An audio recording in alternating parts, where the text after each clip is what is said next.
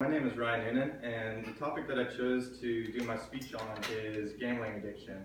The reason why I chose that topic is because I spent 3 years in Las Vegas during my time in the Air Force, and since I have a little bit of experience with gambling and knowing people that gamble a lot, I thought it'd be a good topic to talk about.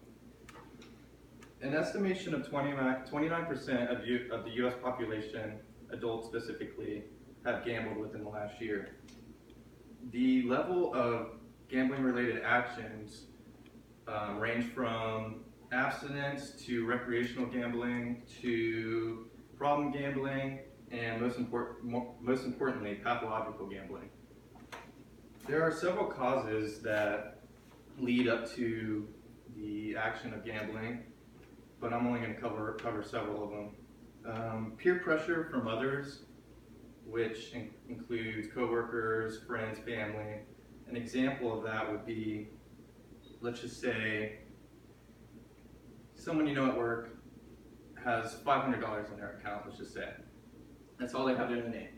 And everyone else that they're planning on going with they're in a better financial situation.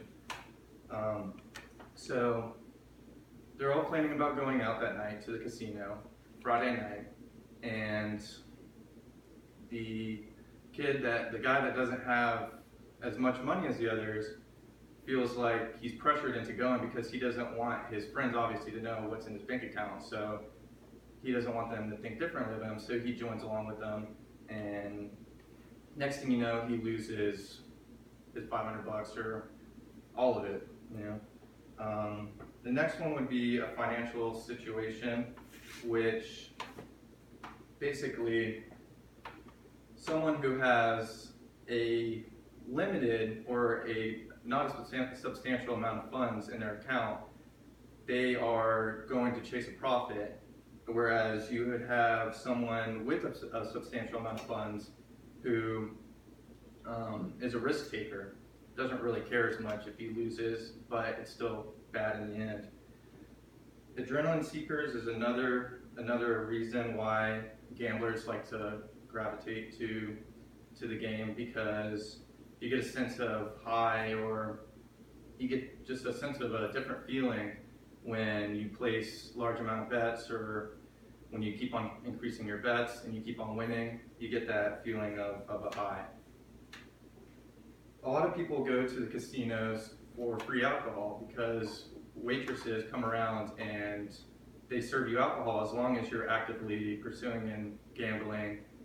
You can't just be sitting there, but they'll come around and serve you free alcohol as long as you're gambling, pretty much. And of course, alcohol with gambling doesn't work well together, and the more you drink, the worse decisions you make and the more money you lose.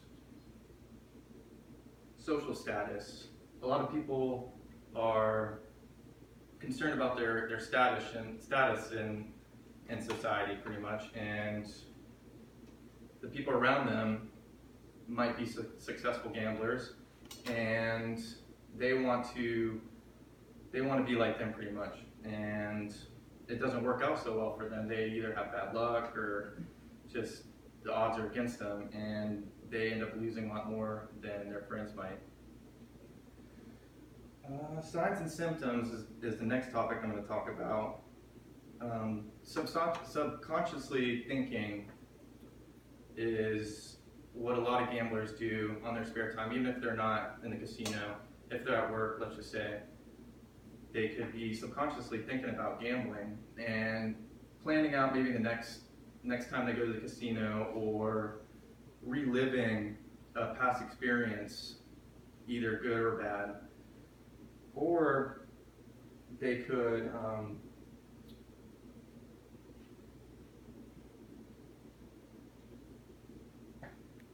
damn, I wish you could pause that.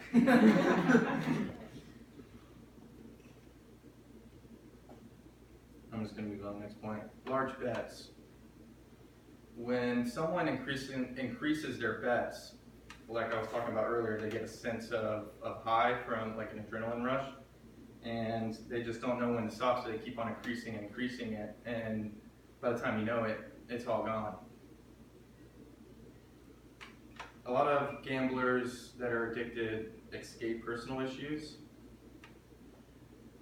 They lie to others about their involvement with gambling. They just hide the truth. They don't really tell their families or friends where they're going.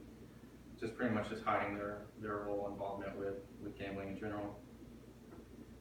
Also committing illegal acts like fraud or forgery or embezzlement of documents, or any way for them to get money and pursue their bad habit.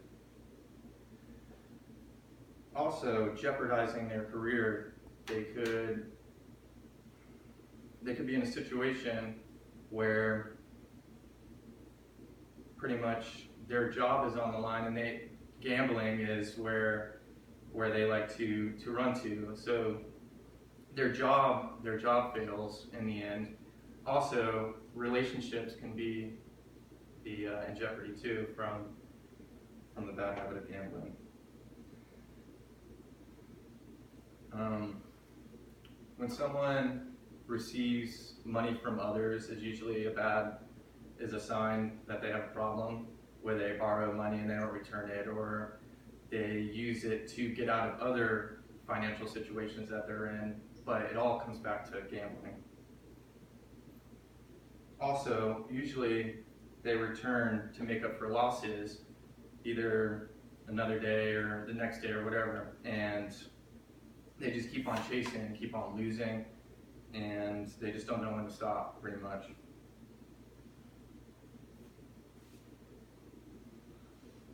Next thing I'm going to talk about is the effects from gambling addiction. The first topic is mental health. Studies have shown an increase in depression, schizophrenia, phobias, and antisocial personality disorders.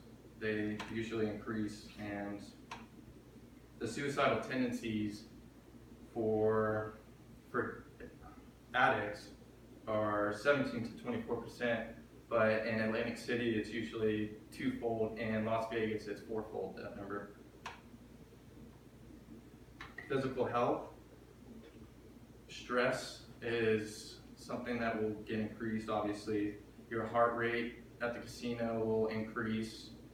Blood pressure level changes.